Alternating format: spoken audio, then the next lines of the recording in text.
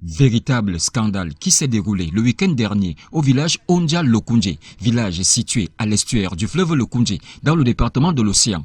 Malgré le procès en cours au tribunal de première instance de Kribi sur les revendications de leurs terres, alors que les juridictions compétentes tardent à rendre le verdict sur cette affaire pendante en justice, les populations du village Ondja Lokoundje n'ont pas attendu la sentence des hommes de loi pour se faire entendre. Elles ont décidé de brûler cette maison, un acte de vandalisme réalisé avec la complicité des riverains, en majorité jeunes, qui sont sortis de leurs réserves en encerclant les lieux. La situation prend une tournure inquiétante. La partie plaignante reconnaît les faits.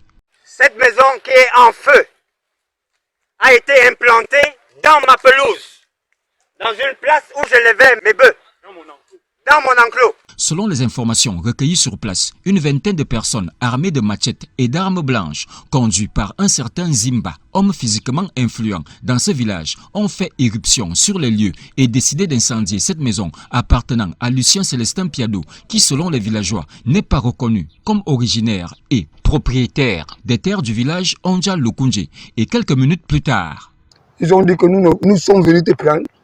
Tu n'as rien à nous expliquer et nous n'avons même pas les documents, mais on va incendier cette maison. Le prestataire de services et conducteur de cet engin est pris en otage. J'ai été interpellé par plus de 50 voire plus personnes en brousse. Ils avaient les machettes et les haches. Ce qui semble curieux dans cette affaire, c'est la collectivité Boneyamba qui reconnaît la victime, Lucien Célestin Piado, comme leur chef et même notable de ce village, tellement convoité. Piado a un titre foncier collectif, Bonayamba. Lui, il est de Bonayamba. Piado étant donc de Bonayamba, et premier notable, c'est lui qui contrôle le village. Il ne contrôle pas ce village, seul il contrôle le village en accord avec les chefs de collectivité. Les occupants de cette maison calcinée dorment désormais à la belle étoile. Un épisode à suivre.